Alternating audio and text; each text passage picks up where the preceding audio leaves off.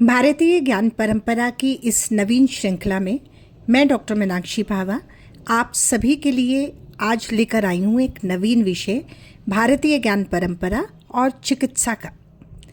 ज्ञान परंपरा में चिकित्सा अत्यंत विकसित होती हुई तकनीक रही है और ये अत्यंत वैज्ञानिक रही है। ये केवल रोगों के इलाज तक सीमित नहीं अपितु स्वस्थ जीवन जीने की कला भी सिखाती रही है। आज के आधुनिक युग में इसकी उपयोगिता बनी हुई है और इसका महत्व हर दिन बढ़ रहा है और तो और इसका वैश्विक प्रभाव देखने को है। भारतीय चिकित्सा प्रणाली का प्रभाव चीन, यूनान, अरब देशों तक फैला है। आज भी आयुर्वेद विश्व भर में अपनी लोकप्रियता को हर दिन बढ़ा रहा है। यहाँ तक कि WHO भी पारंपरिक चिकित्सा को मान्यता दे रहा है।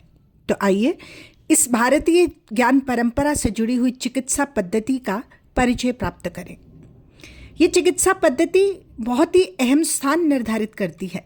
यह लोगों के उपचार तक सीमित नहीं है, केवल रोगों के उपचार से हटकर और भी आगे बढ़कर यह समग्र स्वास्थ्य पर आधारित है। ये शरीर, मन, आत्मा सभी के स्वास्थ्य पर केंद्रित है। प्राचीन भारत में चिकित्सा को धर्म और विज्ञान का समन्वय माना गया। चिकित्सा प्रणाली का प्रमुख आधार आयुर्वेद है, जिसे जीवन का विज्ञान कहा जाता है। तो आइए सबसे पहले जानते हैं आयुर्वेद के अर्थ और उसके स्वरूप को। आयुर्वेद में आयु अर्थात जीवन, वेद अर्थात ज्ञान। जी हाँ, मैं पुनरावृत्ति करना चाहूँगी अपने पहले की सीरीज की तरह। ज्ञान का मतलब केवल सूचना मात्र नहीं अपितु समूचा बोध। तो आयुर्वेद में हम जीवन का ज्ञान प्राप्त करते हैं। ये जीवन को स्वस्थ और दीर्घायु बनाने की विधि सिखाता है और आयुर्वेद में शरीर, मन, आत्मा के संतुलन को स्वास्थ्य का आधार माना गया है। इसमें प्राकृतिक उपचार को भी प्राथमिकता दी गई है। अब हम जानते हैं इस चिकित्सा पद्धति के पारंपरिक जो प्रमुख ग्रंथ रहे हैं उनके बारे में। पहला ग्रंथ है चरक संहिता। आंतरिक चिकित्सा पर आधारित चरक संहिता में स्वास्थ्य को केवल रोगों की अनुपस्थिति नहीं बल्कि शारीरिक, मानसिक और आत्मिक संतुलन के लिए अवस्था माना गया है।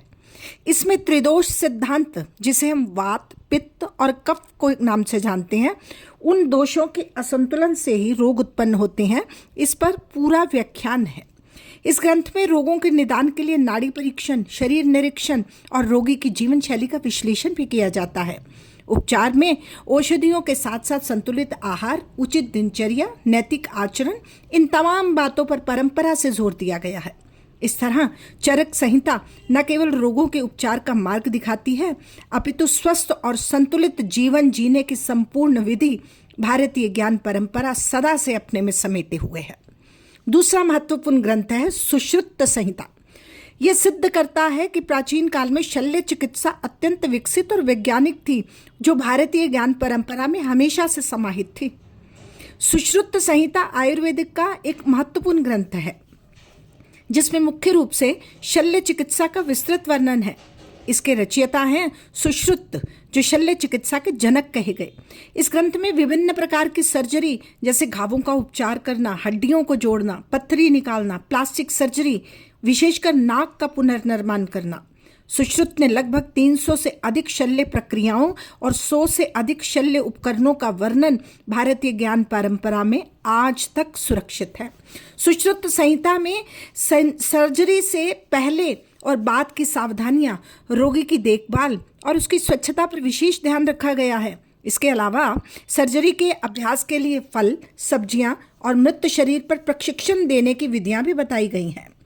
तीसरा महत्वपूर्ण ग्रंथ है अष्टांग हृदय।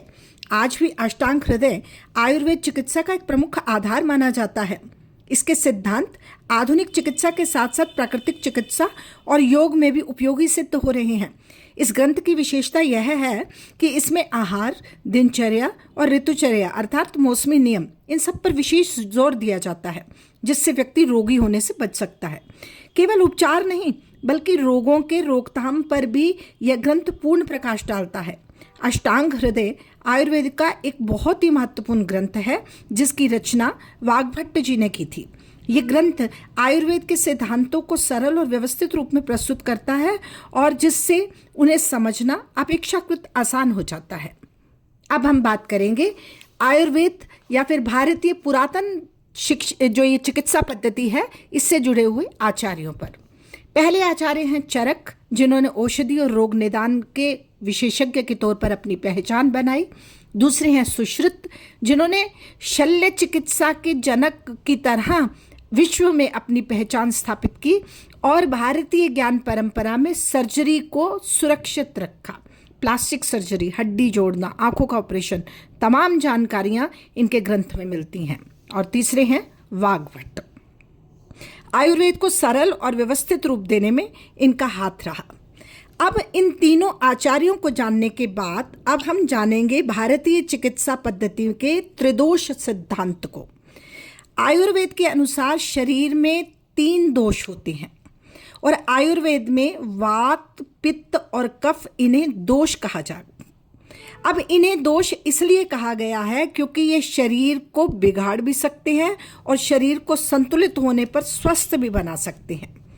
दोष शब्द का अर्थ है जो दूषित करे, जो खराब भी कर सके। यानी जब ये असंतुलित हो जाते हैं तीनों, तो शरीर में रोग उत्पन्न करते हैं। दूषित करने की क्षमता के कारण ही इन्हें दोष कहा गया है।